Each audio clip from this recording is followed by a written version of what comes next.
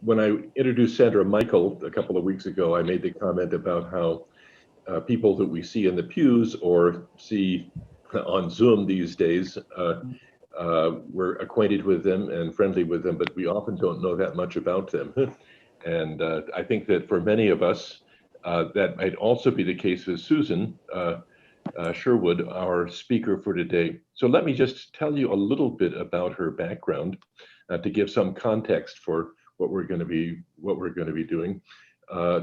Susan has degrees first from Bryn Mawr in classical archaeology and chemistry, and then she went on for a master's at Aarhus University in Denmark on Roman archaeology.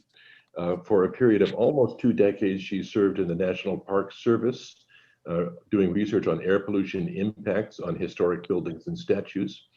And as a matter of fact, it was a couple of years ago, I think, that we were fortunate to have her tell us about some of that research. She's also held senior management positions at Roberson and also the Kuwait Museum of Islamic Art in Kuwait. And then more recently, of course, for quite a bit of time, has been the executive director of TechWorks, and as such, has been a really key person, particularly in preserving the history of technology here in the Southern Tier area. Today, she's going to be talking on her title, although I suspect she's somewhat from that in terms of things, is Putting Science to Work. So Susan, welcome, and we're eager to hear you. I think you will be sharing, Greg, can she share screen? Actually, I'm going to be running her PowerPoint from my machine. Oh, when okay. it says to start, I'll push the start button. All right, and could I ask John or Greg that you put everyone I'm not sure anyone else has had Google issues and Dropbox issues, but we've had our share. So I didn't hear you. I was asking that perhaps you could put everyone on mute, other than Susan, of course. Okay.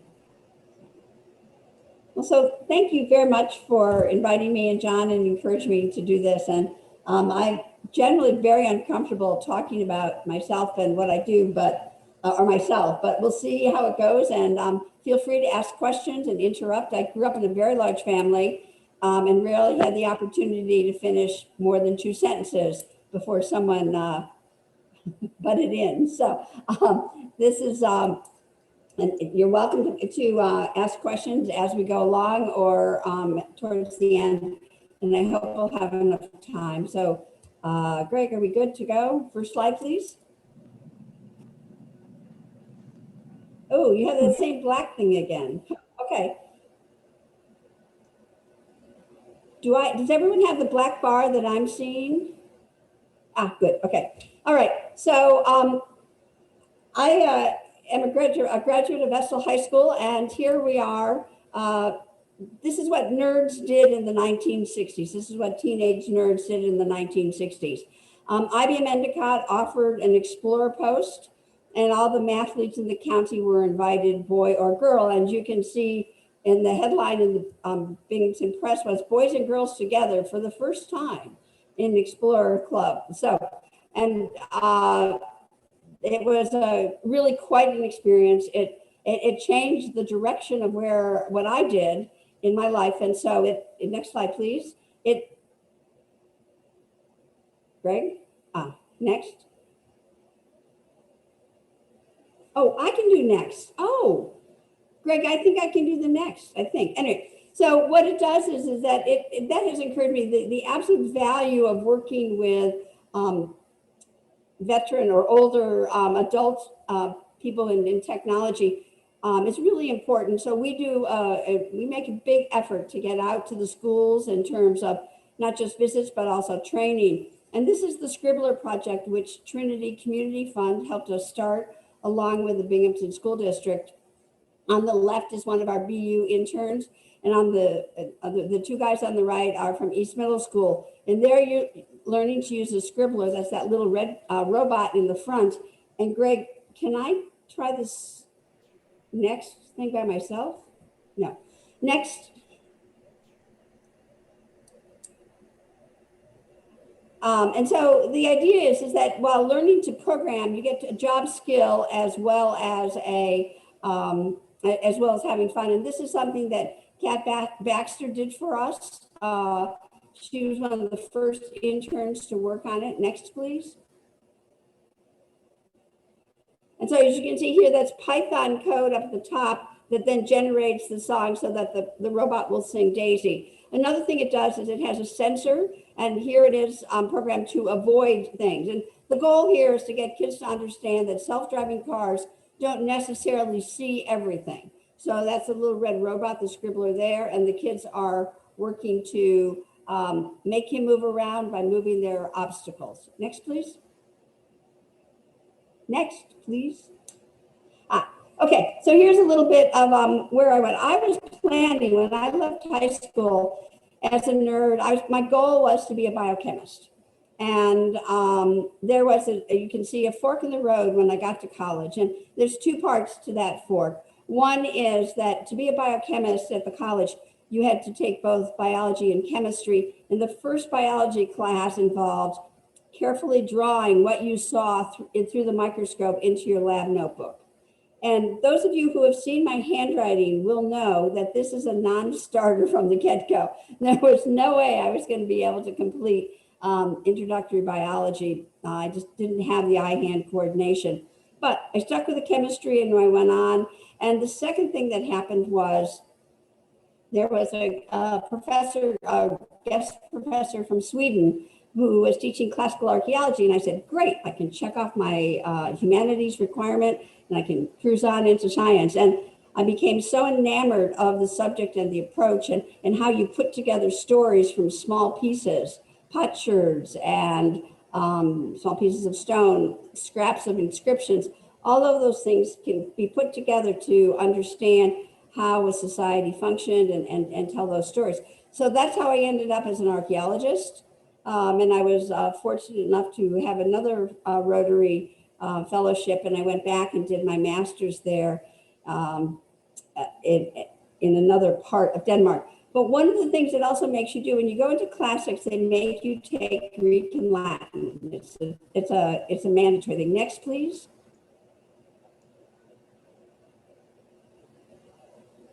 And here you'll see two people who have been in the news recently. I hope you recognize them. That's Dr. Fauci, Anthony Fauci on the left, and Stan Whittingham on the right, who is leading the charge. And they both talk about classics as being their path to science. Dr. Fauci was a classics major at the College of the Holy Cross with a pre-med concentration. And Stan Whittingham will tell you that he couldn't have gotten into Oxford if he didn't have Latin and Greek. And it was his classics teacher at prep school that put him on the road to chemistry at Oxford University. And this is Stan in a lithium-ion powered garbage truck with a logo leading the charge. So we'll go from there. So classics is not necessarily a bad path to science. Clearly, these two went a lot farther than I could have hoped. So next, please. Next.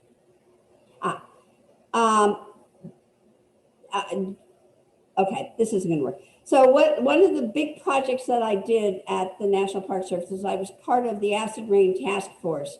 And we put together a series of volumes, 4 volumes, 28 reports that are about a total of 4 inches thick and hardbound. And one of our colleagues says it's the best footrest that she ever has. She puts it under her desk and puts her feet on top of it. We were responsible, my team was responsible for 3 out of the 28 reports, and you can't read them, so we'll skip. Next, please. Next. But here's the kind of approach that is very significant, and it's important to be able to put technical data with historical data and cultural data to make an understanding. So on the bottom that you will see the lines that are high and going down, that's corrosion of zinc and galvanized in urban areas. And along the bottom is rural areas. We said, was that going to be convincing? Could we make policy based on that? And the answer was probably not.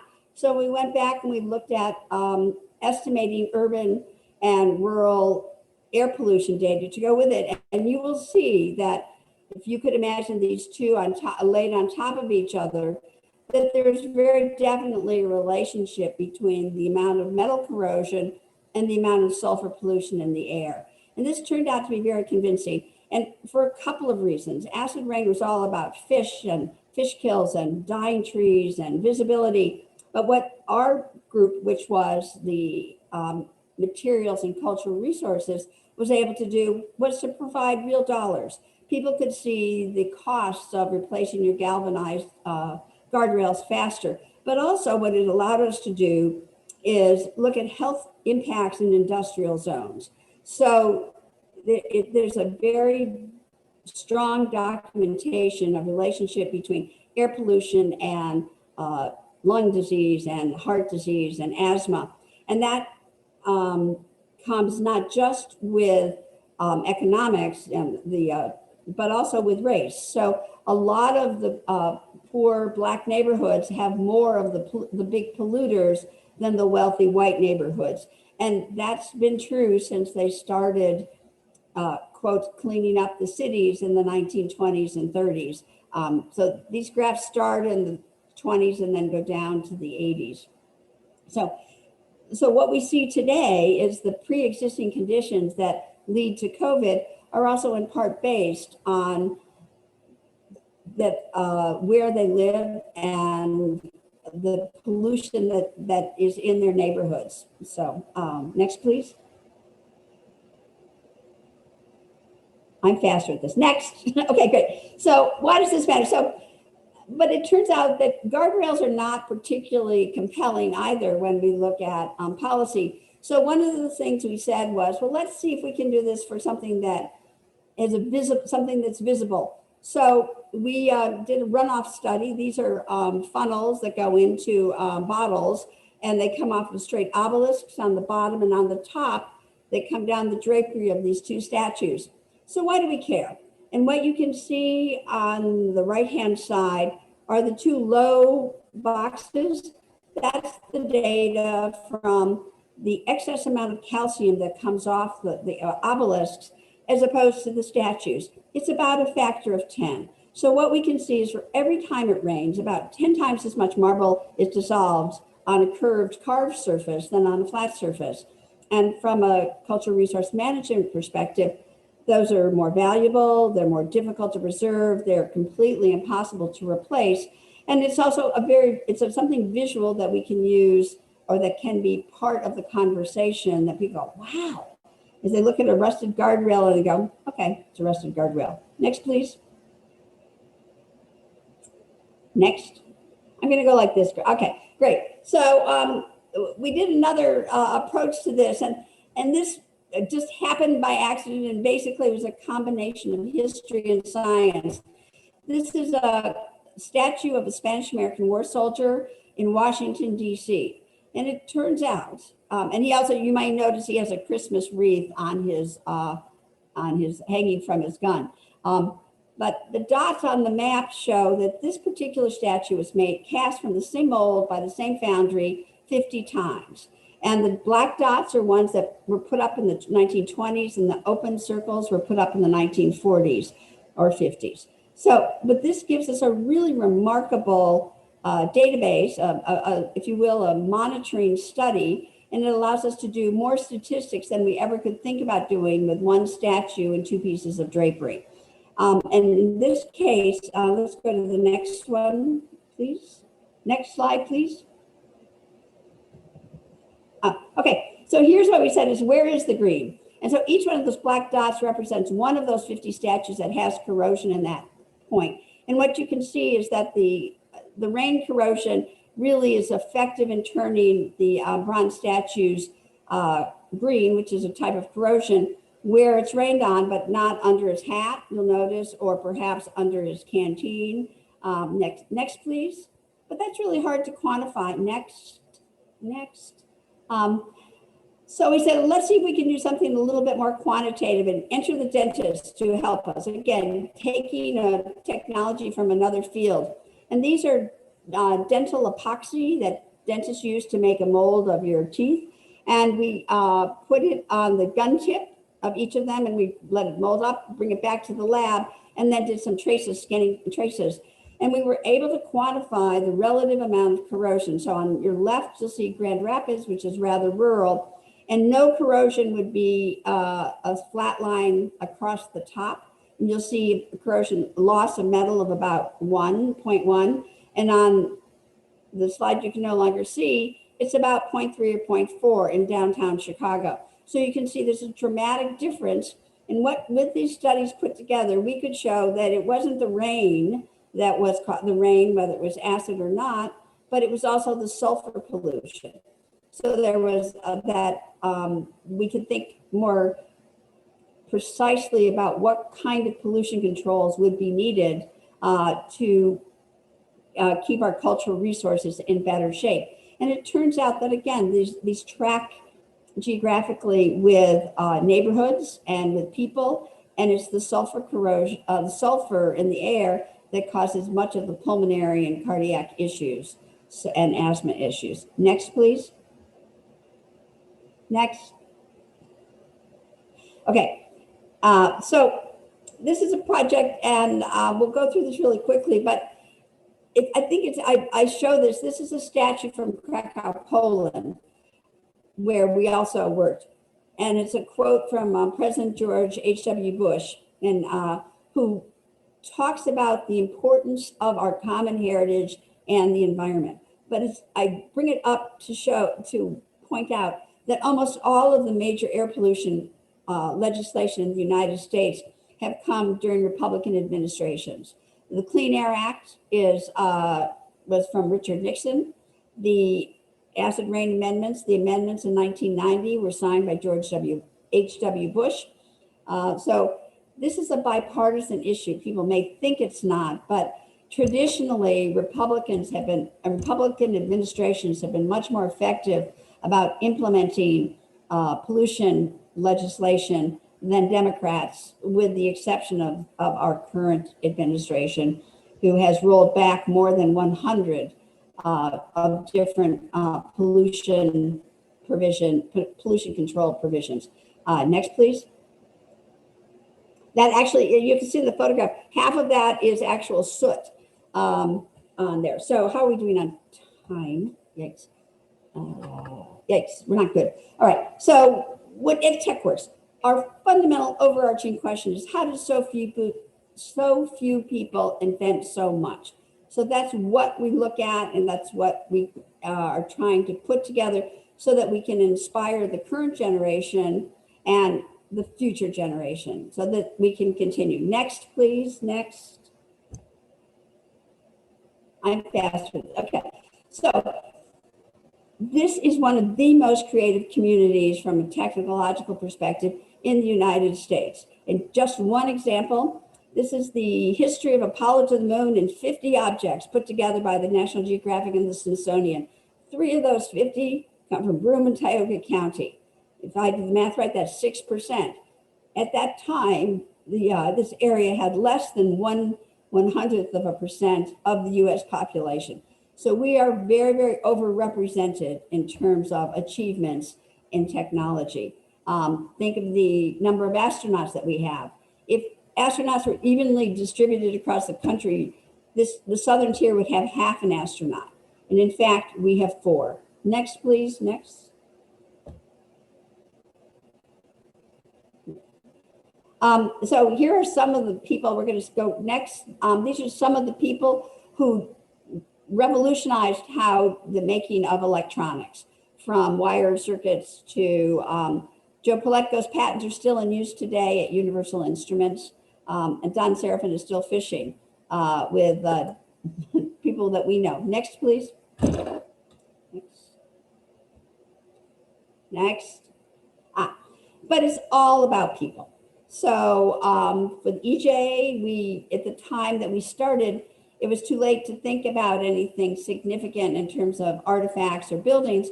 So we captured the spirit of the community with their choir and recreated songs, recreated a whole series of things. It's a sellout of a CD, but many of the songs are available on our website. You see some of lots of students volunteering from the university, several hundred a year. We've even done 50 so far this semester. And below is our IBM volunteer team, which comes once a week pre-pandemic. Next, please. Next. Here's when we, last November, we brought all of Binghamton 6th graders to TechWorks, and they got the biggest kick out of typewriters. And what the teacher in the front on the left is showing is that when you get to the end of the line, you use the carriage return. You would be surprised how many kids did not know what a carriage return was. They would get to the end of the line and say, it's broken. So, but of the top 3 things they saw, it was the 3D, they're looking at a stereo pair on the right, it was the typewriters, and it was the player pianos. Next, please. So they like things they can touch, they can understand. So there are a lot of different ways to approach building a museum. The classic one is to start with a collection. And that's how the IBM History and Heritage Center in Endicott started, was with the IBM corporate collection. Another way to, and then you build a building around it. Another way is to start with a building. Like Robertson started with a building and then came up with a collection and came up with programs and events around that. So that was their starting point. The Spy Museum in Washington started with an idea that about how to spying technology, bringing in the spy, and basically the spy stuff is cooler than regular stuff. So we're taking that approach. Next slide, next, please. We're taking that approach in Binghamton, where we've started with an idea, which is how did all these people figure this out? And this is a project that was done by last year's Watson School seniors. And it starts with the concept that because ideas start with questions, our rooftop sculpture will be a light bulb, which is a series of question marks that are arrayed and then will light up. So a Watson School team did a feasibility study last year. Next. Greg, next. And here's the team. Next. We're going to go quick through these, Greg. Think of this as a movie. This is the team that worked on the rooftop sculpture. The next big project is the Out of This World Technology Gallery, which will showcase avionics, Apollo, and flight simulation. Next, please. And that's here. It's in the green area. It's in the middle of the building. We call them the Brothers of Invention. This is Ed Link, who was a mechanical genius, and George Link, who was a Hamilton College Phi Beta Kappa, and he did the finances and the business part of it. And like many, say for example, how Apple started, you need both skill sets to make a company work. So, and their first invention of flight simulators was down the street in Water Street, where the parking ramp is between Boscov's and the hotel. Next, please. Next. We have 4 of those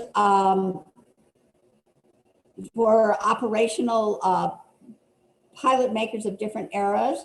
But we also have this on the lower right is a Lockheed Martin simulator for the Seahawk helicopter. And this one doesn't move, but you can see the really detailed visual systems, which are done by Diamond Visionics. Next, please. So we call it TechWorks because we take technology and put it in action. Here's an overview of our sponsors for the Apollo project. The Apollo training simulator was designed and built at the airport in Binghamton. And we've got a lot of people working on this together. Next, please. Next. Oops, next. So this is the Apollo simulator, and Wilbur Dodge talked about it. The brown is for the command module, the green is for the lunar module. What's inside the blue box is here from the Smithsonian on a long-term restoration loan. And inside the red oval is this year's capstone project. So our goal is to figure out how to show people how these simulators worked. This is 5 years before Pong. There's no such thing as visual systems. It's got to be done mechanically with mirrors. So that red, we're trying to get to put together. So next slide, please. Next. Next slide. This is the team that's working on it, and you'll see they're all matched up. They're making 3D measuring, making 3D models, and they're going to put together something with the center of gravity and the moment of inertia so that it won't fall over when we get it put together. So that's their job, and you'll see the pieces again on loan from the National Air and Space Museum. Next, please. Next.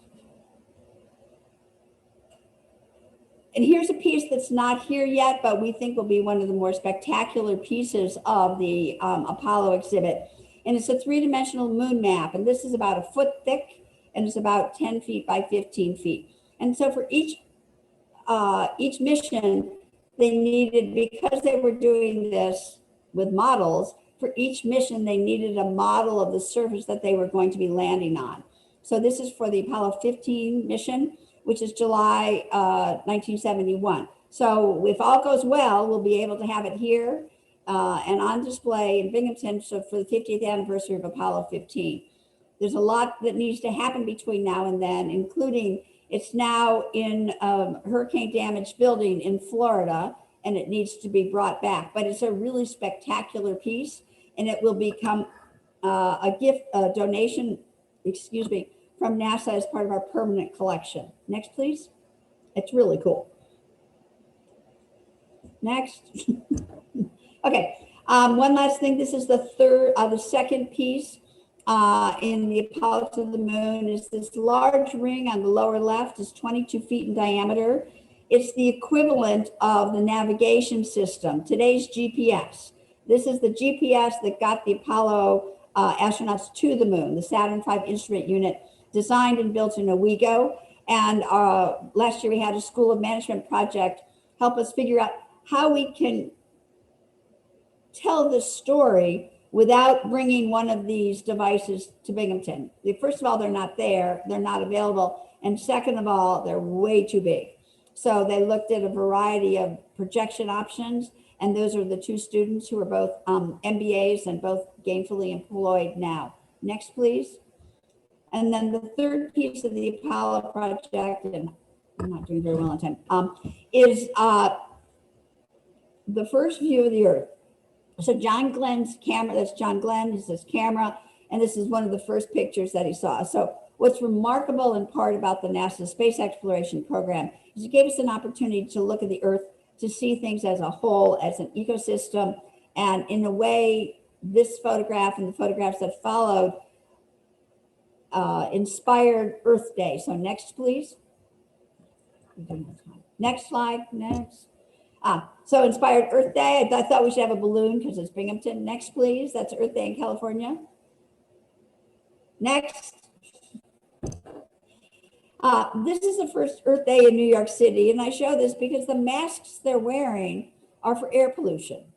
And it's another, some things come around there, and it makes us think about what we're doing, what we're working with today with the coronavirus, is that this is a challenge. And here's one of the first, how things have changed over the course of about 50 years. Next, please. Next. And that I hope I have no idea what time it is. These are two professors, one on the left from Columbia, one on the right from Cornell. And they've got one of the most interesting approaches to addressing the coronavirus, is that they've come up with a nasal spray that is 100% effective and is guaranteed to last for 24 hours. And the advantage of this is it's a dry powder. It needs no refrigeration. It can easily be distributed to the third world. When we come up with issues like the coronavirus, unless the whole world is healthy, we will all not be healthy. They have done this virus, they have done these kinds of things before for the MERS and H1N1 and the measles. So the woman on the left is she's a professor of pediatrics, but also microbiology. And the gentleman on the right is a biomedical engineer who specializes in delivery systems of doses. So I think it's, next, please. Next. And the challenge with this study is they've done it only with ferrets. It's a very small scale study. It's 6 ferrets. And the reason you use a ferret is that they also can be infected easily by inhaling things through their nose. So they're very similar to humans in that way. So, but unfortunately there were only 6 ferrets, 2 that got the nasal spray, 2 that didn't, and 2 that had been infected ahead of time. They were all put in the same cage. The guys without the nasal spray all got sick. The guys with the nasal spray, 100% safe. So small study, but really promising results for a technique and a technology that has been used before in similar situations, but much less dangerous. So it's a real opportunity to look to the future. Next, please. Next. Okay, so looking to the future, and it's really about the future. And you may notice in the small print on the left is Regeneron. This is the biggest science fair that happens every year. And I'm happy to see that there's a mix of genders and of races, and it's an international piece sponsored by the Society for Science and the Public. And they started this in the 1940s. But what's very exciting, if we have enough time, we'll show it to you. Next, please. Next. Greg, we're going to go to the video now. The scientists, their mission since 1921 is inform, educate, and inspire. Video. Well, if we can I'll explain a little bit about it, why Greg is bringing a video on. But in 2015, Susan, one of the students. Susan, are you asking me to play the Mr. Wang TED Talk video? Right, TED Talk starting at minute 2. Right, you won't be able to talk over it. Okay, good. So basically, this is a way to think about about where the future is going by inspiring kids to do this, to giving them opportunities to work. And it's really, truly amazing. So let's go for Raymond Wang, please. I will tell everyone that there is a video lag because we've got this account set up for our PowerPoints for our service, our Trinity service. So there is a low frame rate for the techies among you, which means the video will look very choppy. I believe it's 2 frames per second is the low frame rate we have on purpose to make sure that Father Glenn's sermon works out well and everything else works out well. So you will see choppy video, but you should be able to hear the audio nice and clear. And it's a really remarkable project.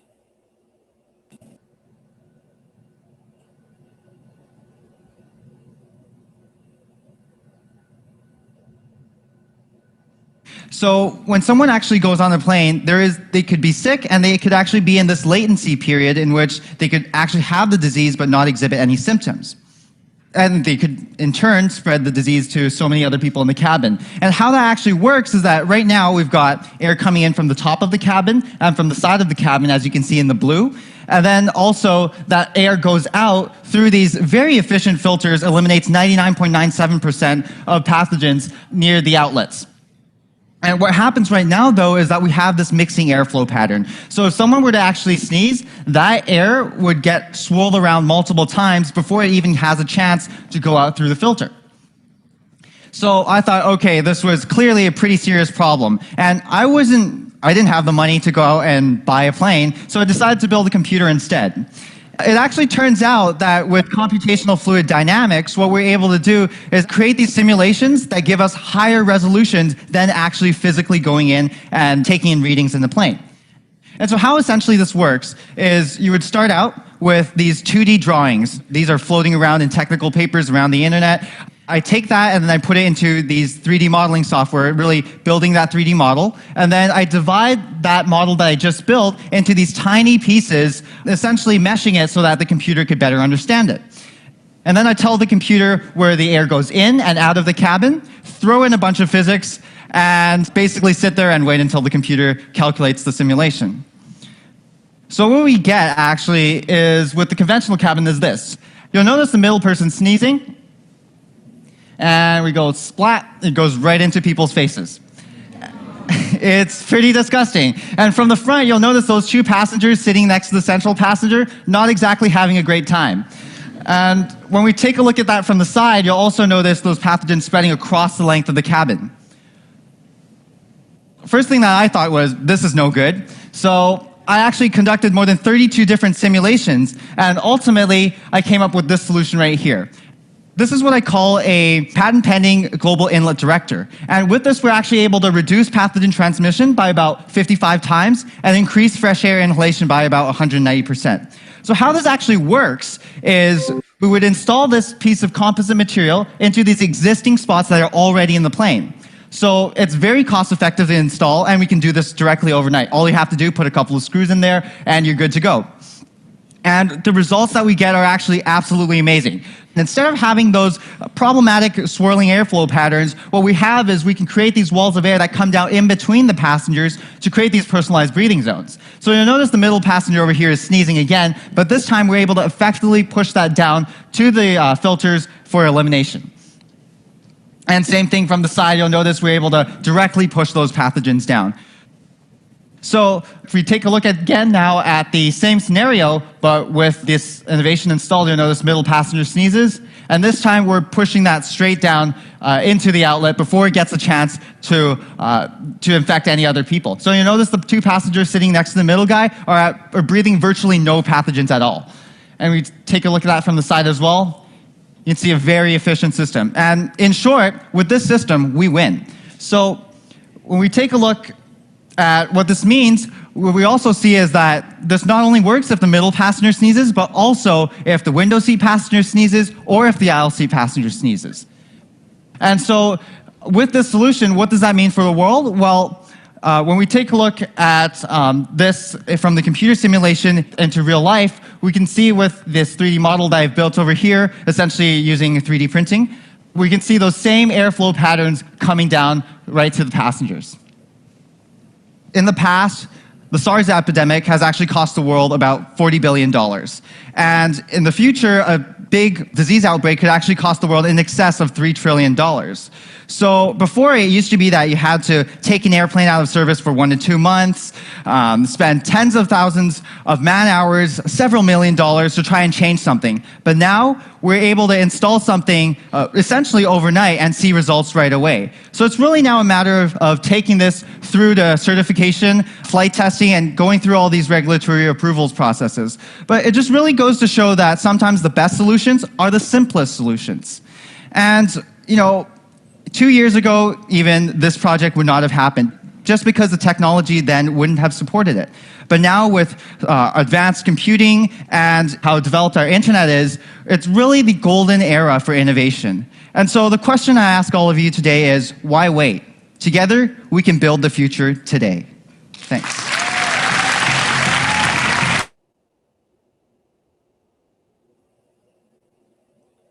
Okay. So I think that is part of the question is that he was 17 years old in 2015. He went to Harvard and MIT. He spent less than a year in Wall Street, less than a year at Microsoft, and now has started his own company doing something that I couldn't possibly understand, obviously. But I think the excellent question is, why wait? And why not look carefully for simple solutions and see how we can move that forward? So our community has a tradition of this. We have highly talented high school students, highly talented college students, and highly talented workforce in the technical communities. So they need not necessarily address the coronavirus, but certainly would be top on my list. But there are lots of things that are opportunities that we can help foster. So I think we have some time for questions, and I don't think we need to go any farther, do we? I think that's the end, right, Greg? Tell me it's the end. Yeah, good. All right. Thank you very much for your time. Thank you very much for listening. And I hope my challenge that was offered to me was how to make science work for the public. And I tried to give some examples of how we can do it for statues, we can do it for people, we can do it for guardrails, but making it so that it's able to become policy means it needs to be clear, It needs to be simple. It needs to be understandable to people, and not necessarily people with who've had the classics and can understand all these very complex words. So anyway, questions? Anyone? You'll need